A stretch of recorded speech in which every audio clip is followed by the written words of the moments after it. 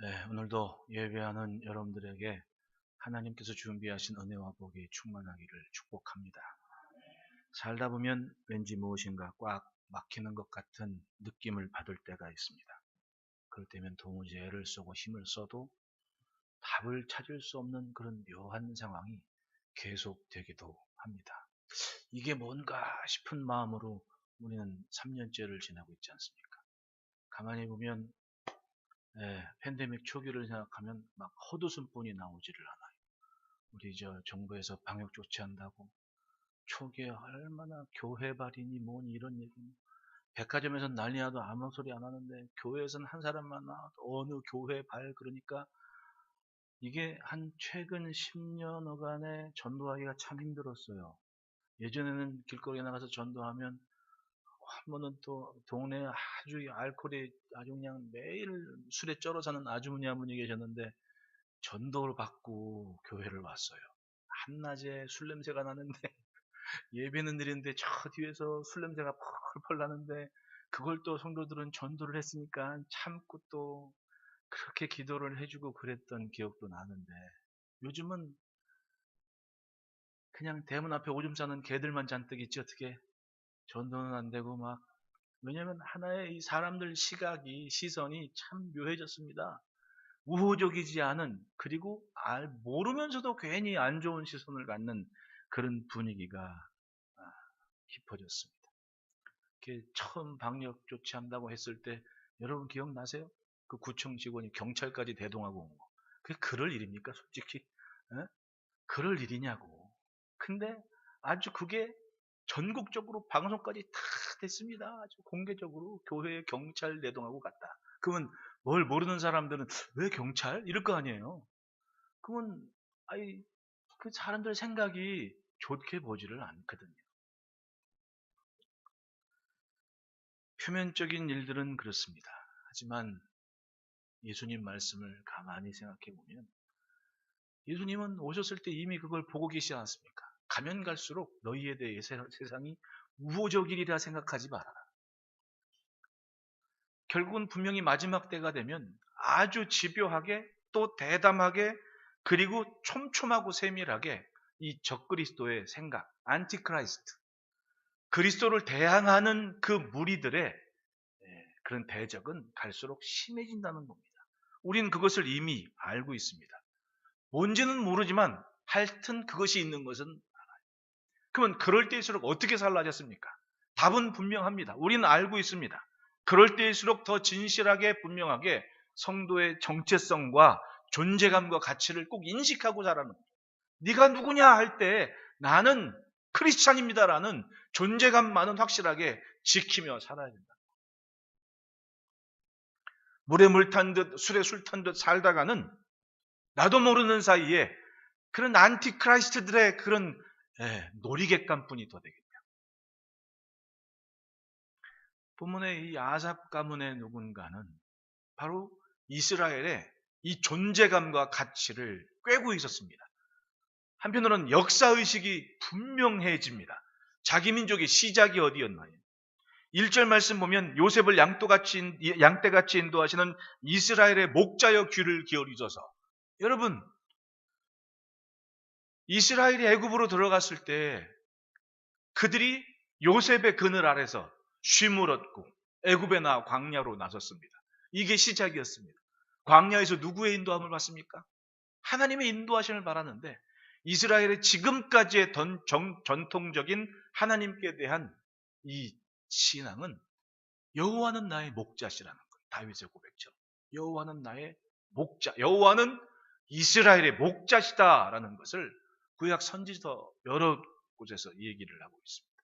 목자이신 하나님, 그것이 이스라엘 민족의 시작이었습니다. 그룹 사이에 자정하신 이여, 그거 뭘 얘기합니까? 그들이 지난주에도 말씀드렸지만은 광야에서 시내산 앞에 이르러서 하나님께 율법을 받습니다. 그리고 성막을 짓습니다. 지성소 안에 법궤를 만듭니다. 얼핏 보면 딱 우리 이 앞에 성찬장 사이죠. 그 위에 시온소에 그룹의 날개 사이에서 하나님은 모세에게 말씀하시고 그것을 이스라엘을 만나주시는 것으로 표현을 합니다. 그게 자기 민족의 시작이었습니다. 그 존재감을 갖고 그들은 광야에 나서서 하나님의 귀한 말씀을 들었습니다. 어떤 말씀이었습니까? 바로 너희는 내게 대하여 제사장 나라가 되고 거룩한 백성이 될 것이다. 나는 너희의 하나님이고 너희는 내 백성이 될 것이다. 그 분명한 약속을 가지고 시작한 겁니다. 그것이 이스라엘이, 이 시인이 역사를 쭉 회고해 보니까 이것이 하나님 앞에선 이 민족의 존재감이고 가치다라는 것을 기억하고 있었던 거예요. 그런데 살다 보니 어떤 일이 벌어졌습니까? 역사가 쭉 흘러가면서 어느 틈엔가 솔로몬 이후로 남쪽의 유다는 다윗의 후손인 르호보암이 다스리는 유다 왕국이 되고, 북쪽의 10지파의 이스라엘은 여로보암을 왕으로 세운 북이스라엘로 나뉘게 됐다는 얘기입니다. 똑같이 하나님을 믿었으면 얼마나 좋았겠습니까? 성전이 2개였습니까? 하나였습니까? 성전은 유다 지파의 땅에 속해 있는 예루살렘 한 곳이었거든요. 백성들이 어떻게 합니까? 성전으로 제사한다고 예배드린다고 쭉 열왕기서를 보면 자꾸만 가니까 여로보암이 어떻게 해요? 야, 이러다가 백성들 마음이 다윗 왕가에게 홀라당 빼앗기면 어떡하냐? 안 되겠다. 그리고는 뭘 세워요? 배달에 금송아지를 딱 만들어 둔 겁니다. 성전까지 갈 필요 없다. 이 금송아지가 우리를 인도하시는 하나님이다. 이렇게 얘기하면서, 그러니까 이스라엘 백성들이 점점 항상 이 시간이라는 게 아닌 것 같이 짧게 여겨지지만 하루가 이틀 되고 이틀이 열흘 되고 열흘이 1년 되고 가는 거 아니에요. 그러다가 사람들은 뭐 굳이 저 높은 예루살렘까지 내가 재물을 들고 갈 필요가 뭐 있냐? 여기가 전부라는데 모든 사람들이 보편적으로 인식이 돼버렸습니다. 그리고 어떻게 돼요? 그들에게는 금송아지를 섬기는 것이 신앙이었던 거예요. 결국은 이스라엘이 망하기 전에 호세아 선지자를 고멜하고 결혼시켜서 아이를 낳았는데 첫 아이의 이름을 로암미라고 했습니다. 히브리어의 로는 부정, 노하고 똑같죠. 낙. 결국은 암미, 내 백성이 아니다라는 얘기입니다. 내 백성이 아니다. 하나님의 백성으로 사는 줄 알았습니다. 그런데 어느 날 선지자의 음성을 통해서 너희는 내 백성이 아니다라는 소리를 듣게 된 겁니다. 처음은 하나님께서 목자 되셨을 때는 바로에게 하나님께서 뭐라고 말씀하십니까? 내 백성, 내 이스라엘을 내놔라. 내 군대를 가게 하라. 내 것이라는 것이 분명했습니다. 하나님이. 망하기 직전에는 내게 아니다라는 소리를 들어야만 됐다. 따라합시다. 말씀을 놓치면 다 잃는다. 이 시인의 기억 속에 하나님이 주시는 말씀의 기준과 경계를 놓쳐버렸더니 결국은 역사가 무너진 것을 가슴 치면서 회개하고 기억을 하고 있는 거예요. 여러분, 하나님께로부터 멀어지면 결국은 다 잃어버립니다. 이게 한순간에 일어나는 일이라고 생각하지 마십시오. 조금씩 그렇게 멀어지는 거예요. 이 기준과 명령이 없으면 혼란스러울 수밖에 없는 겁니다. 여러분, 지금 저 우크라이나에서 벌어지는 일을 보십시오. 장군 7명이 죽었대요. 여러분, 역사상 어느 전쟁사에 불과 10며칠 사이에 장군 7명이 죽은 전쟁이 어디 있어요? 아주 웃기는 일이 지금 벌어지고 있습니다. 그랬더니 장군 7명이 죽으니까 해군은 해군대로, 육군은 육군대로, 공군은 공군대로 아주 헤매고 있지 않습니까? 결국은 그 큰 덩어리를 이끄는 이런 일이 생기면 플랜 B, 이런 걸 알고 있는 사람들이 다 죽어버리니까 이건 군대인지 아니면 동네 마실 나왔는지 모르는 일들이 막 벌어지고 있는 거예요. 똑같습니다. 우리도. 하나님 최고입니다. 내 주인이십니다라는 견고한 신앙 갖고 말씀에서부터, 그 기준에서부터 멀어지기 시작하면 어느 순간 이것도 저것도 아닌, 결국은 여로보암의 충동질에 금송아지를 섬긴 결과가 그렇게 되었다는 얘기입니다. 이유는 뭐겠습니까? 답답한 거예요.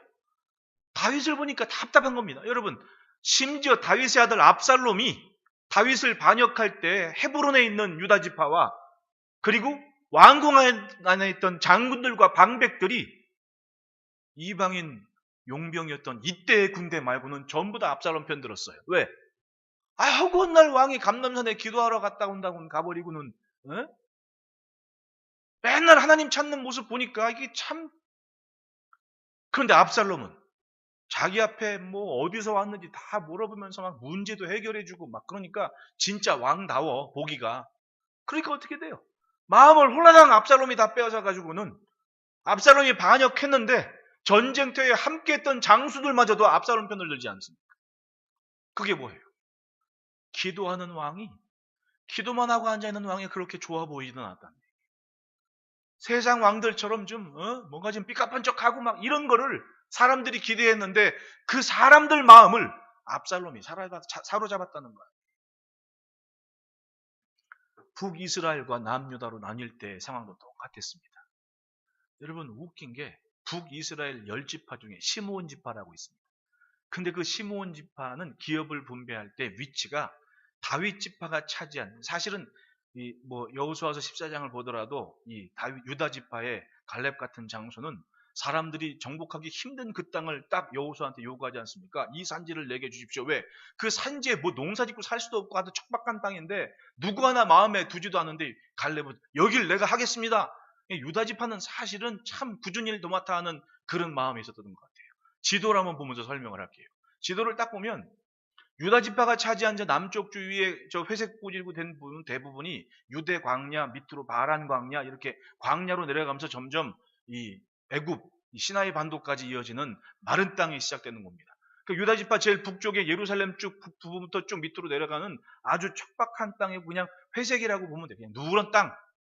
근데 유다 지파 위에 저 베냐민 지파랄지 에브라임 지파랄지 이게 뭐 세겜 뭐 사마리아 올라가면서 점점 비옥한 땅이 된다는 얘기죠. 그런데 살다가 보니까 여러분 비옥한 땅이 좋아요? 아니면 척박한 땅이 좋아요? 비옥한 땅이 좋지요. 척박한 땅 좋아하는 사람 누가 있습니까? 농사 짓고 살려면. 그러니까 사람들이 전부 북이스라엘 지파들은 마음이 하나가 됐어. 이 땅을 어디 뺏기냐. 그런데 르호보암이 어느 날 그런 얘기를 하는 겁니다. 사실은 성전 짓고 막 이럴 때 얼마나 오랜 기간이 걸려요. 그러니까 장군들과 방백들이나 장로들이 그런 얘기, 건축 역사가 20년, 성전 7년, 고생 많이 했거든요. 그러니까 그 시대를 살았던, 아니 40대 성전 짓기 시작해갖고 왕궁 공사 끝날 때까지 60이야. 61살 2살에 끝냈단 말이에요. 그러면 그 농사 짓는 남자들이 다 뭐 한 거야? 가서 부역을 했다는 거예요. 부역. 그러기를 근 20년 했으면 지쳐야 안 지쳐요. 그러니까 장로들이나 장군 방백들이 르호보암한테 그렇게 얘기해요. 왕이시여, 당신 선친께서 공사를 이만큼 많이 했고 지칠 대로 주셨으니 부역은 탕감해주고 세금도 탕감해주고 좀 편히 있을 시간을 가져야만 됩니다. 근데 이 아버지 덕에 편하게 자란 르호보암이 교만해가지고 내 새끼손가락이 우리 아버지 허리보다 굵어? 이러면서 막 까불었단 말이에요. 그러니까 북지파 쪽에 있는 사람들이나 이런 다윗 가문과 상관없는 사람들은 기분이 좋겠어요? 나쁘겠어요? 기분이 안 좋죠. 이렇게 얘기를 합니다. 우리가 저 다윗 집안과 무슨 상관이 있느냐. 이스라엘의 초대왕은 누구? 베냐민 지파였거든요. 베냐민 지파를 주축으로 해서 북쪽에 있는 10지파들이 딱 모였단 말입니다. 이제 다윗 가문은 우리의 왕이 아니다 라고 얘기하는데 놀랍게도 시므온 지파, 다시 지도를 한번 봐요. 시므온 지파의 위치가 어디냐면 유다 지파가 차지한 땅의 중심부 브엘세바 평지에 있는 쭉 넓은 땅이 시므온 지파였단 말입니다. 네? 그러면 사실상 시므온 지파는 유다에 가까워요? 아니면 북쪽에 있는 이스라엘 지파에 가까워요? 유다에 훨씬 가깝죠. 근데 시므온 지파마저도 누구 편을 들었다는 거예요? 북이스라엘 편이 됐다는 거예요. 이게 지리적으로 따지면 말도 안 되는 일이 벌어진 거예요, 지금. 이만큼 뭐예요? 이스라엘 안에 있는 하나님의 백성들의 마음, 그 마음으로 살아가지만은 뭘 이루는 거예요? 하나님께로 향한 약속과 신앙을 신뢰하는 믿음에서는 그만큼 멀어졌다는 얘기입니다. 그것이 바로 이 시므온 지파 사람들을 봐서라도 알 수 있는 대목 아닙니까? 참 사람들이 보기에 좋은 것 쫓아가다가 자기가 굉장히 잘하는 줄 알아요. 그런데 잊어버리는 게 있습니다. 보기에 좋아 보이든 안 좋아 보이든 하나님을 섬기는 삶은 이거다라는 그 존재감과 가치를 우습게 여기더라는 거죠. 결과적으로는 어떤 일이 벌어집니까? 사실은 다윗은 하나님의 뜻 씻어서 기뻐했고 하나님이 싫어하는 것 때문에 마음 아파했던 그런 왕, 그렇기 때문에 영원한 보좌를 약속받은 그런 다윗의 중심은 오간되었고 보기 좋은 곳 쫓아가다가 점점 세상으로 가더라는 거예요. 그럼 어떻게 돼요? 아람족이 북쪽 위에 있는 여러 세력들이 연합을 하고 세력을 입은 아시리아는 대제국을 형성했고 그리고는 주전 722년경에 아수르 제국이 쳐들어와서 북이스라엘을 깡그리 무너뜨리고 맙니다. 그것이 금송아지를 섬긴 이스라엘의 최후였습니다. 척박한 땅 보잘것없는 그저 하늘만 바라보고 사는 유다의 경우는 그래도 그 뒤로 100몇십 년, 200년까지 자기를 지키며 살았어요. 언제까지? 신앙이 무너지지 않았을 때까지는 견고하게 내버려 두셨습니다. 아버지가 말아먹은 나라의 왕이 된 히스기야가 그래도 하나님의 종을 신뢰하고 기도 부탁하고 하나님께 기도했던 그 모습 때문에 이스라엘을 멸망시켰던 아시리아의 군대가 예루살렘 성 앞에는 하루아침에 쑥대밭이 나버렸습니다. 할렐루야. 신기하죠. 뭐 때문에? 가진 건 없어도 환경은 척박해도 성전이 있었고 그 안에 하나님을 존중하는 믿음이 있었기 때문에 하나님은 그들의 목자가 되어주시고 그들을 지켜주셨던 거예요. 그것이 없으면 무너지더라는 거예요. 그러니까 결국은 성경을 보면 뭘 얘기합니까? 이 아삽은 그걸 처음부터 끝까지 제가 늘 얘기하지만은 한 민족이 건강하기 위해서는 역사 의식이 중요하다. 인식이 중요하다. 그걸 이 아삽의 후손은 알고 있었던 거예요. 그러니까 처음 광야에서 자기들을 인도했던 이스라엘의 목자에 대한 신앙을 놓치지를 않고 있던 거죠. 그리고 자기 민족이 회복되어지는 길은 그거 분명히 믿고 의지하는 것밖에는 없다. 왜? 자기들의 현실이 어떻게 돼? 6절 보십시오. 우리를 우리 이웃에게 다툼거리가 되게 하시니 우리 원수들이 서로 비웃나이다. 그 말씀은 뭐예요? 힘을 잃어버리니까 모압적 족속이 와서 찝쩍거리고 힘을 잃어버리니까 아람 족속이 와서 찝쩍거리고 그냥 나 하나 놓고 서로 못 먹어서 안달이 치는 그런 상황이 벌어지는 거예요. 그리고 뭐예요? 비웃더라. 그래서 역사를 기억하며 자기 민족의 회복을 위해 기도하는 겁니다. 이스라엘의 목자여 귀를 기울이소서. 여러분, 하나님의 백성은 하나님께서 이 땅에 심으신 거예요. 8절 말씀처럼 하나님께서 광야에 한 포도나무를 딱 심으신 겁니다. 그 하나님께서 심으셨다는 존재감과 가치를 인식하고 심으셨으니 하나님 원하시는 열매를 취하십시오. 여러분, 우리는 우리의 꿈으로 사는 게 아니에요. 하나님의 생각으로 사는 거지. 그래서 말씀을 붙잡고 기도하면 하나님께서 하고 싶은 그 일에 내가 서 있는 거예요. 백날 꿈은 뭐합니까? 내 꿈은 사실 나를 키우는 게 아니에요. 하나님의 생각, 하나님의 그걸 비전이라고도 하죠. 하나님의 생각, 그 하나님의 마음이 오늘 나를 키우고 계신 거지.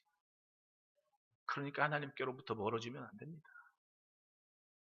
그러므로 따라합시다. 들으시고 비추소서.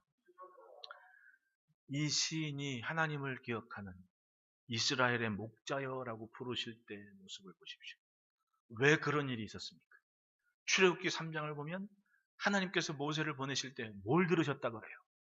이스라엘의 신음을 들었다. 신음. 시작은 하나님께서 들으셨습니다. 무엇을? 그 백성의 신음을 들으신 거예요. 이 시인은 그걸 지금 요구하고 있습니다. 하나님, 정말 힘든 때를 살고 있습니다. 우리를 들어주십시오. 그리고 비춰주십시오. 무엇을? 하나님께서 자기를 쳐다보지 않으니까, 자기 민족을 쳐다보지 않으시니까 지금 상황이 이렇습니다. 우리 때문에 저 사람들 다투고 있고, 왜? 서로 먹으려고. 그리고 우리의 원수들이 우리를 지금 비웃고 있습니다. 라고. 광야에 이스라엘을 이끄신 것은 하나님이 목자이셨을 때 가장 평안했습니다. 하나님께서 목자이셨을 때 주변에 아무것도 접근을 하지를 못했어요. 여러분, 예수님이 오셔서 말씀하지 않습니까? 나는 선한 목자다. 선한 목자는 양을 위해 목숨을 버린다. 그리고 십자가를 지신 거 아니에요. 놀랍게도 그 비유들 가운데 보면 나는 내가 양의 문이다. 이 이스라엘 팔레스타인 지역의 목자들이 밖으로 나갔을 때 이제 간이 이 울타리를 치고 밤에 지울지라도 양의 문, 내가 양의 문이라는 얘기는 목자들은 그 울타리 문에서 진치고 잠을 자거든. 가로로 눕든 모여있든. 왜? 그 울타리를 넘어서 그 문을 넘어서 늑대들이나 아니면 이 승냥이들이 들어가서 양을 칠까봐. 그게 내가 양의 문이다라는 얘기는 목자는 바로 그 역할을 한다는 겁니다. 네?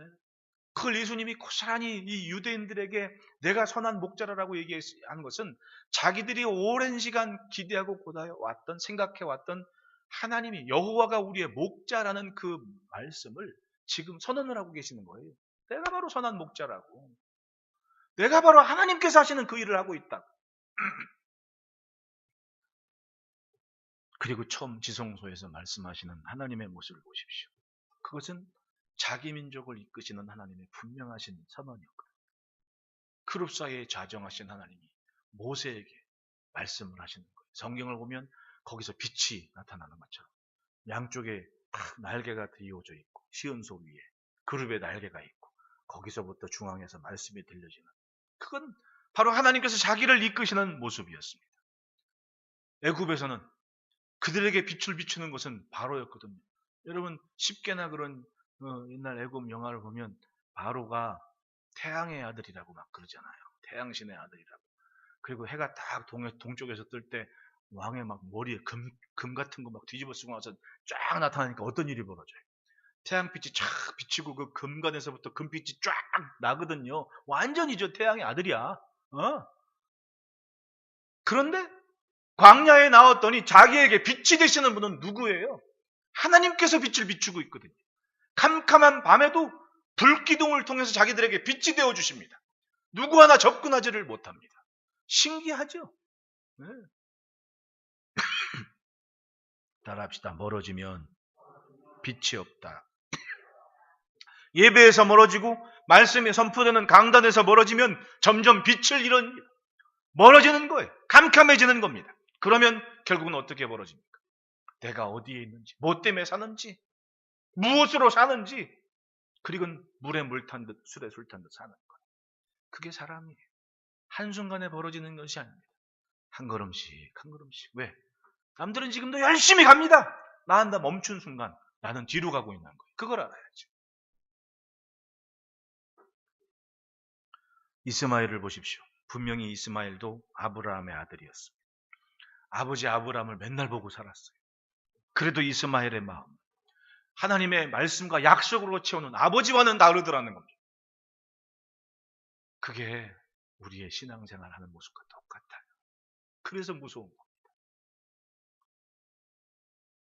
시인은 기도를 해요. 하나님, 우리를 들어주시고 우리에게 빛을 비춰 주십시오. 여러분, 살면서 이런 말 저런 말 많이 들리지 않습니까? 그런데 말하는 것을 들어보면 신앙을 알아요. 멀어지는 삶이 아니라 점점 가까이 다가서는 은혜가 있기를 축복합니다. 둘째로 따라합시다. 말씀하셔서 깨닫게 하소서. 7절에 만군 하나님이 우리를 회복하여 주시고 주의 얼굴에 광채를 비추사 우리가 구원을 얻게 하소서.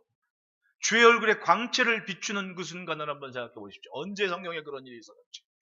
모세가 하나님께 올라가서 십계명을 받고 말씀을 쫙 듣고 내려올 때 자기들은 막 산에 막 번개가 치고 막 우레소리가 나고 두려워서 못 같으니까 당신이 뭔 말을 하든지 당신 하는 말을 우리가 다 듣고 행할 겁니다. 그러니까 모세가 대표로 탁 말씀 듣고 내려올 때 그 얼굴이 뭐와 같았더라? 광채가 나가지고 사람이 도저히 쳐다볼 수 없었고 어떻게 합니까? 수건을 둘렀더라라고 얘기하죠. 그게 어떤 장면이었어요? 하나님께서 자기들에게 말씀하시는 순간이었다는 거죠. 그때 광채가 났거든요. 지금 시인은 그것을 기억하며 하나님 우리에게 말씀하셔서 깨달음을 주십시오라고 고백을 하고 있는 겁니다. 매 순간 말씀하신 그 하나님의 빛을, 주의 말씀이 자기의 어두운 심령에 빛이 되었던 것을 기억하며 기도를 하고 간구하게 되는 거예요. 그 말씀에서 멀어지는 모습은 어떤 모습이었습니까? 5절 6절 다시 한번 봅시다. 주께서 그들에게 눈물의 양식을 먹이시며 많은 눈물을 마시게 하셨나이다. 슬프고 괴롭고 고통스러워서 눈물 먹고 자라는 시대였습니다. 6절에 우리를 우리 이웃에게 다툼거리가 되게 하시니 우리 원수들이 서로 비웃나이다 라고. 기도도 듣지 않으시고 눈물이 양식이 물처럼 흐르고 이웃에게 다툼거리가 되는 그런 상황이 됐습니다. 여러분 보십시오. 예루살렘이 이스라엘이 멸망할 때 무슨 일이 벌어졌는지. 버텼던 유다도 결국은 예루살렘이 멸망할 때 어떤 일이 있었습니까? 성전은 있었어. 이스라엘과는 다르게 성전에서 기도했던 선지자가 있고 왕이 있고 그리고 버텼습니다. 군대가 약하고 힘은 미약하지만 그래도 버텼습니다. 뭐 때문에? 그래도 기도는 했으니까. 그런데 선지자 이사야가 지나고 선지자 예레미야가 지나고 이런저런 선지자가 다 끝에 마지막 말라기 선지자가 뭐라고 얘기를 해요? 여러분 성전 곳간에 11조를 드리십시오. 그리고 하나님을 시험해 보십시오. 복을 주나 안 주나. 그 말을 했다는 건 뭐예요? 11조를 했다는 얘기 안 했다는 얘기예요. 그렇게 무너지니 어떤 일이 벌어진 겁니다. 바벨론 군대가 와서 아수르가 멸망했다고 군대가 넘는 건 아니지 않습니까? 더 먼데 있던 바벨론이 군대를 이끌고 와서 예루살렘을 쑥대밭 만들어 놨습니다. 그게 뭐 때문에 그런 거예요?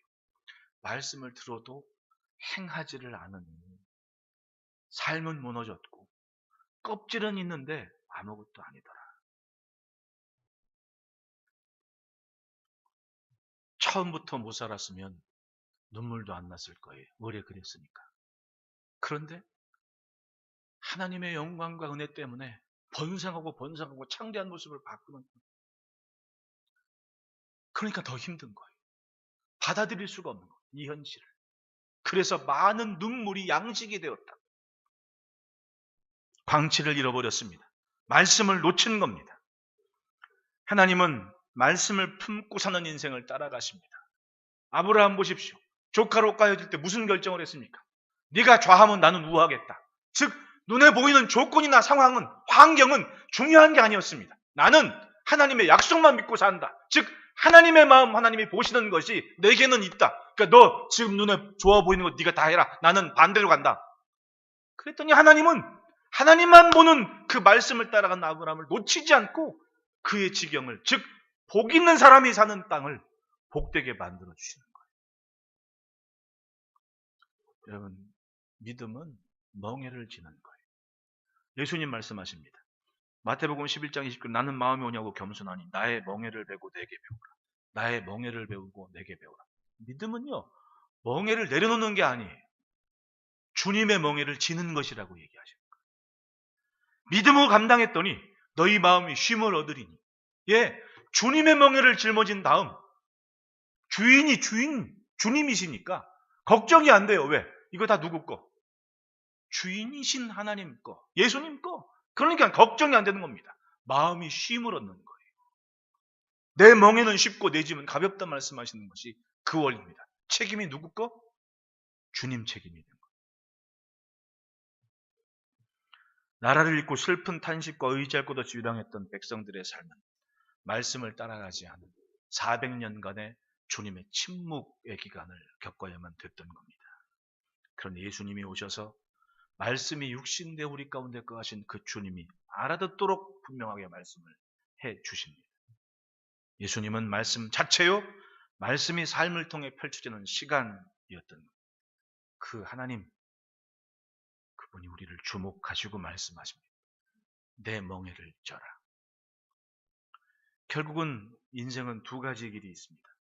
내 맘대로 살면서 나 좋은 것, 내 생각, 내 고집대로 살면서 눈물의 양식과 물을 마시든지 아니면 나를 말씀에 묻고 주인이신 주님이 책임지시는 은혜 안에 살든지 무력해 보이고 불쌍해 보여도 말씀의 멍에를 짊어지고 그분을 쫓아가는 삶이 하나님께서 책임지시는 따라합시다. 주인이 지키신다.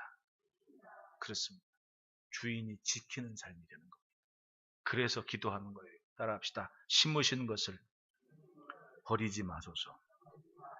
8절에 주께서 한 포도나무를 애굽에서 가져다가 민족들을 쫓아내시고 그것을 심으셨나이다 라고 있습니다. 14절에 만군의 하나님이여 구하옵나니 돌아오셔서 하늘에서 보시고 이 포도나무를 돌보소서라고 기도를 해요. 포도나무였습니다. 하나님께서 심으신. 이 포도나무가 사실은 포도 넝쿨이라는 말이 맞지 않습니까? 여러분, 포도나무가 6년 자라면 어떤지 아세요? 봅시다, 사진. 사진을 딱 보면 저게 6년 자란 포도 넝쿨이에요. 6년 자라 저 모양이야. 사실은 포도나무라 그러는 게 말이 안 맞아요. 포도 넝쿨이 맞아. 우리 저 뭐로 지금 저게 뭐로 나무라고 그러지만 사실은 뭐로 넝쿨이 맞잖아요. 쫙 퍼져나갑니다.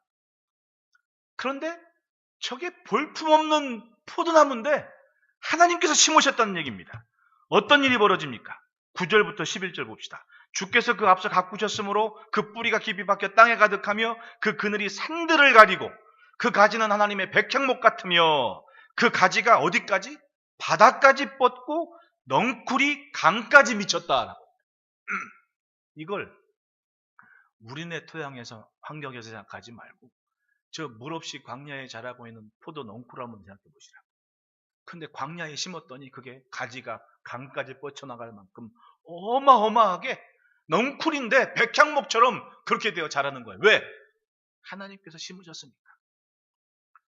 돌이켜 회고해 보니 자기 민족의 찬란한 영광은 하나님께서 심으셨고 하나님께서 가꾸셨기 때문에 있어졌던 것을 고백을 하고 있는 겁니다. 그것처럼 다시금 우리를 회복시켜달라고 기도를 하고 있는 거예요. 어디 봐서 저 포도 넝쿨이 백향목처럼 되겠습니까? 그런데 하나님은 그렇게 하셨다는 거예요. 여러분, 아무리 보잘것없는 나무도 하나님께서 가꾸시고 돌보시면 백향목처럼 자라는 거예요. 할렐루야. 넝쿨이 강까지 미치면 그 사이에 결실하는 열매를 한번 생각해 보십시오. 네? 보지 않습니까? 가지에 모루송이 달리는 거. 근데 그게 강까지 뻗쳐 있는 가지에서 그게 주렁주렁주렁 한번 열린다고 상상을 한번 해보시라고. 어마어마하죠. 하나님이 그렇게 손을 대시면 하시겠다는 얘기 아니에요. 예수님이 오셔서 요한복음 15장에서 말씀하셨잖아요. 나는 포도나무, 너희는 뭐다? 가지다. 가지.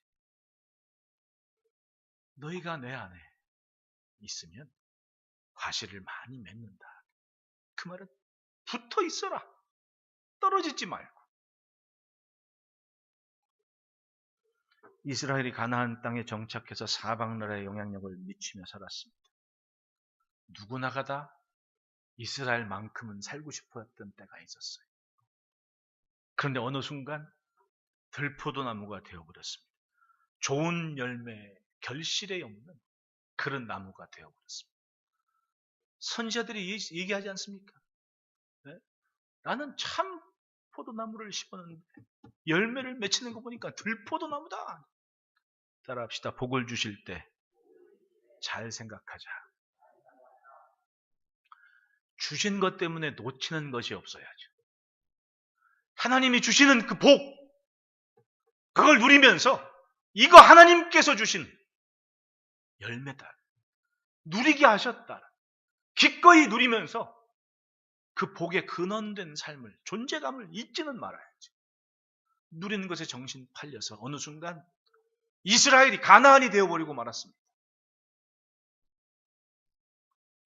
그래서 14절에 만군의 하나님이여 구하옵나니 돌아오셔서 하늘에서 굽어보시고 이 포도나무를 돌보소서.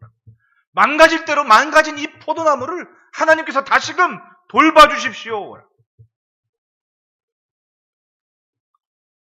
이 기도가 응답되었기에 예수님이 오셔서 우리를 돌보셨고 우리를 이끌어내셨습니다.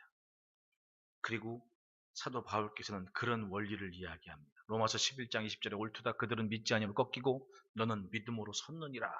높은 마음을 품지 말고 도리어 두려워해라. 로마서 11장 24절에 내가 돌감람나무에서 찍힘을 받고 본성을 거슬러 좋은 감람나무에 접붙임을 받았으니 우리는 주님께 접붙임을 받아서 이 시간까지 살아낸 거예요. 믿으십니까? 그러면 주님께로부터 오는 그 양분과 에너지를 공급받아서 그 힘으로 살아야지. 뿌리를 바꾸셔서 새롭게 심기었다면 우리는 심으신 주인을 생각하면서 믿음으로 살아야 됩니다. 그러면 보잘것없는 덩쿨 가지일지라도 저 강가의 가지를 뻗치면서 백향목처럼 튼튼하고 의미 있고 존재감 있는 그런 삶으로 우리를 사용하실 줄 믿습니다. 주의 생각, 주의 마음 가운데 형통하시기를 축원합니다. 기도하겠습니다.